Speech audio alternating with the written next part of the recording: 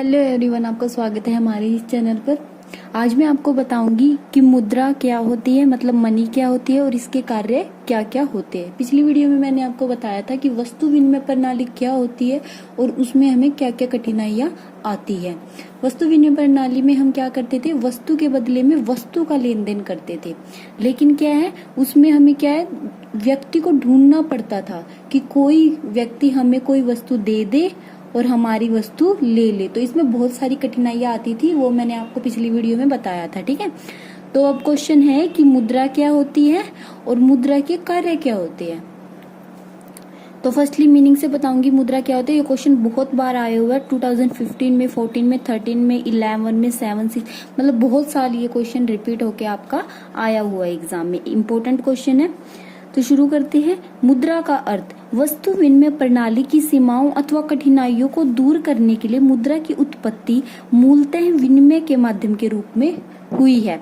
क्या होता था कि वस्तु विनिमय प्रणाली में हमें बहुत सारी क्या होती थी, कठिनाइयां होती थी, इसलिए हमें क्या है, मुद्रा का जन्म हुआ, मुद्रा का उत्पत्ति हुई मुद्रा की। ठीक है, मुद्रा क्या है, एक विनिमय का माध्यम है, एक्सचेंज का माध्यम है। मुद्रा दे के किसी भी व्यक्ति से कोई भी वस्तु क्या है, खरीद सकते हैं।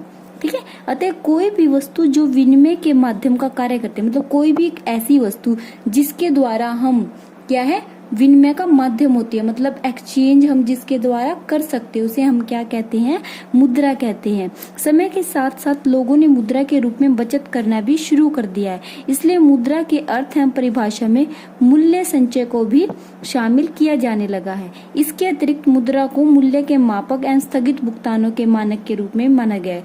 क्यों कहा गया है मूल्य के मापक? मूल्य का माप मुद्रा को क्यों कहा गया है कि जितने की जो वस्तु है हम उतने का उतना ही प्राइस देते हैं। जैसे मैंने आपको पिछली वीडियो में बताया था, जैसे मुझे आम खरीदने हैं, दूसरे व्यक्ति को साइकिल खरीदना है, तो क्या है, मैं उससे एक्सचेंज तो कर लूंगी लेकिन उससे माप नहीं सकती, क्योंकि साइकिल चीज क्या होती है, ज्यादा महंगी होती है और आम क्या होते हैं, सस्ते होते हैं। ठीक है, तो क्या है, मुद्रा के द्वारा हम जितने प्राइस की जो वस्तु है उतना ही प्राइस देकर क्या कर सकते हैं, उसको माप सकते हैं कि कितने पैसे की वो वस्तु है, उसी के प्रकार हम उसका भुगतान कर सकते हैं। स्थगित भुगतान क्या है, जैसे हमने कोई कार्य करा लिया, जैसे हमने शादी कराई, ठीक है, हलवाई का जो खर्चा है हम अभी ना दे के थोड़े टाइम बाद दे सकते हैं, क्योंकि पैसा है, पैसा तो हम कभी भी दे सकते हैं। ठीक है, लेकिन वस्तु विनिमय प्रणाली में हमें ऐसा नहीं होता था। हमें जो काम जब कराना होता है, हमें उसकी पेमेंट, उसके बदले कोई ना कोई वस्तु उसी टाइम पे उस व्यक्ति को देनी होती थी। ठीक है, तो क्या है, मुद्रा वस्तु विनिमय प्रणाली की कठिनाइयों को दूर करने का एक साधन है। मुद्रा के माध्यम से हम क्या है, कोई भी वस्तु खरीद सकते हैं। वस्तु क्या है, मुद्रा विनिमय का माध्यम है, इसके द्वारा हम मूल्य का माप कर सकते हैं और स्थगित भुगतान कर सकते हैं। डेफिनेशन अगर आप लिखना चाहो तो वॉकर एंड हार्टेल विदर्स के अनुसार क्या है, मुद्रा वह है जो मुद्रा का कार्य करे, मतलब money is what money does. ठीक है, ये आप डेफिनेशन याद कर सकते हो। उसके बाद हम करेंगे मुद्रा के कार्य। मुद्रा के कार्य क्या क्या होते हैं। ठीक है, मुद्रा के कार्य में फर्स्ट है हमारा मुद्रा के प्राथमिक कार्य। मुद्रा के बहुत सारे कार्य होते हैं, पहले हम करेंगे इसके प्राथमिक कार्य। मुद्रा के प्राथमिक अथवा मुख्य कार्य, primary and main function of a money, क्या क्या होते हैं। सबसे जरूरी काम क्या होता है मुद्रा का, विनिमय का माध्यम, मैंने आपको मीनिंग में बता दिया था। मूल्य का मापदंड, ये 2 पॉइंट मैंने आपको मीनिंग बता दिया। विनिमय का माध्यम क्या है, हम किसी भी व्यक्ति को मुद्रा देके कोई भी वस्तु क्या है, खरीद सकते हैं। मुद्रा का सबसे अधिक महत्वपूर्ण कार्य विनिमय का माध्यम है। विनिमय के माध्यम का तात्पर्य यह है कि एक व्यक्ति मुद्रा के बदले ही अपनी वस्तु को बेचता है और मुद्रा की सहायता से किसी दूसरे व्यक्ति से उसकी वस्तु को खरीदता है। इस प्रकार मुद्रा क्रय एवं विक्रय दोनों में ही मध्यस्थ का कार्य करती है। मतलब क्या है, हमें दोहरे सहयोग की जरूरत नहीं होती। मतलब क्या होता था, वस्तु विनिमय प्रणाली में हमें व्यक्ति ढूंढना पड़ता था जिसको हमारी वस्तु खरीदनी है। ठीक है, लेकिन मुद्रा में क्या है, हम मुद्रा को देके कोई भी वस्तु किसी भी टाइम पे किसी भी व्यक्ति से खरीद सकते हैं। मूल्य का मापदंड, मतलब माप सकते हैं हम कोई वस्तु जितनी भी प्राइस की होगी हम उसके अकॉर्डिंग उसको क्या है, उसका मुद्रा में माप सकते हैं, उतना ही प्राइस उसको व्यक्ति को दे सकते हैं। मुद्रा का दूसरा प्रमुख कार्य है मूल्य का मापदंड। वस्तु विनिमय प्रणाली की अन्य महत्वपूर्ण कठिनाई थी कि मूल्य की समान इकाई का अभाव। मुद्रा के आविष्कार के फलस्वरूप वस्तु विनिमय प्रणाली की इस कठिनाई को दूर किया जा सकता है। मुद्रा के द्वारा सभी वस्तुओं एवं सेवाओं के मूल्य को मापा जा सकता है एवं व्यक्त किया जा सकता है, मतलब देखा जा सकता है कि कोई वस्तु कितने प्राइस की है, उसके अकॉर्डिंग हम क्या है उसका भुगतान कर सकते हैं। ये तो हो गए उसके प्राइमरी फंक्शन। फर्स्ट फंक्शन क्या बताया मैंने आपका, मीडियम ऑफ एक्सचेंज मतलब विनिमय का माध्यम।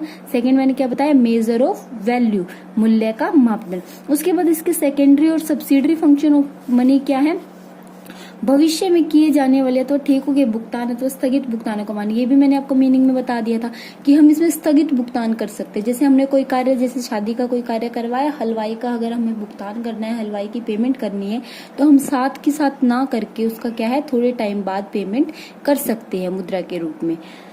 उसके बाद है सेकेंड पॉइंट है इसमें सेकेंडरी फंक्शन में, मूल्य अथवा धन का संचय, स्टोरेज ऑफ वैल्यू और wealth.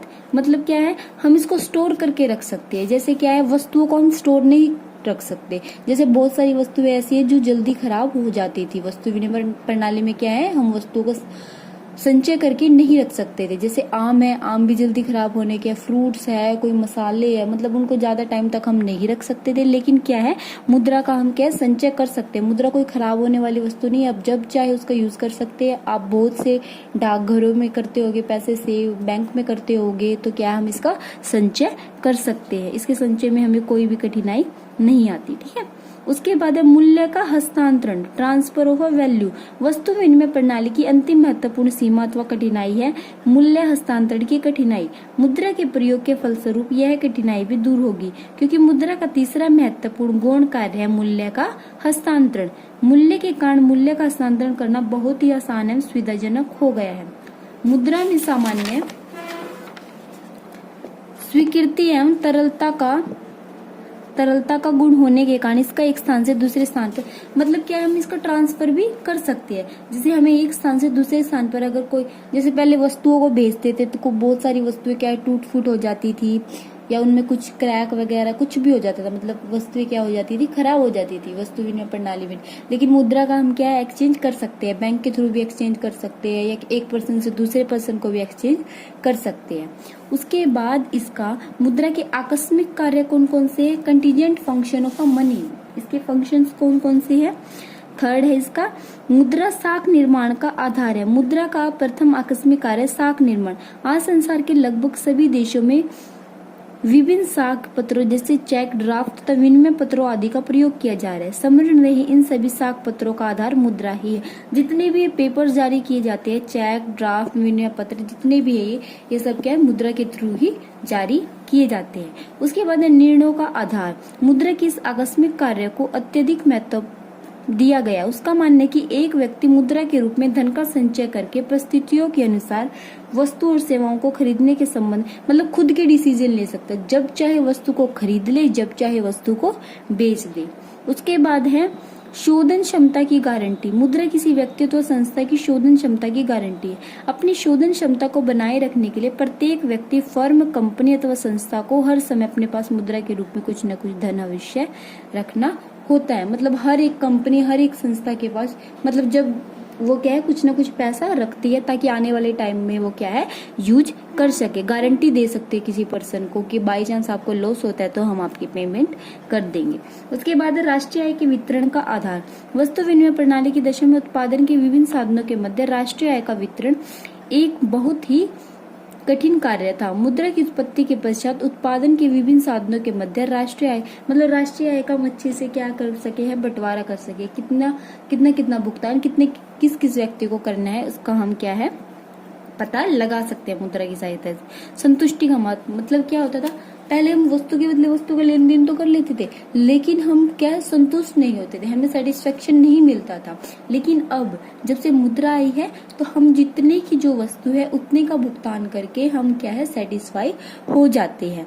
Measurement of a satisfaction. तो ये हमने इनके 3 कार्य कर लिए। प्राइमरी फंक्शन की है, मतलब प्राथमिक कार्य कौन कौन से है, विनिमय का माध्यम और मूल्य का मापदंड। सेकंड में हमने किया सेकेंडरी फंक्शन, मतलब गौण कार्य या सहायक कार्य। इसमें हमने किया स्थगित भुगतान, मूल्य का संचय और मूल्य का हस्तांतरण। उसके बाद हमने मुद्रा के आकस्मिक कार्य की आकस्मिक कार्य में थे साख निर्माण का आधार, निर्णयों का आधार, शोधन क्षमता की गारंटी और राष्ट्रीय आय के वितरण का आधार और संतुष्टि का माप। ये सारे आपके पॉइंट्स कवर हो गए। अगर आपको किसी पॉइंट में डाउट है या कोई पॉइंट समझ नहीं आ रहा है तो आप वो मुझे कमेंट बॉक्स में कमेंट कर सकती है। ठीक है, आपको मेरे चैनल पर कॉमर्स से रिलेटेड हर इंपॉर्टेंट टॉपिक की वीडियो मिलेगी। वीडियो पसंद आए तो वीडियो को जल्दी से लाइक, चैनल को सब्सक्राइब कीजिएगा। Thank you for watching my video.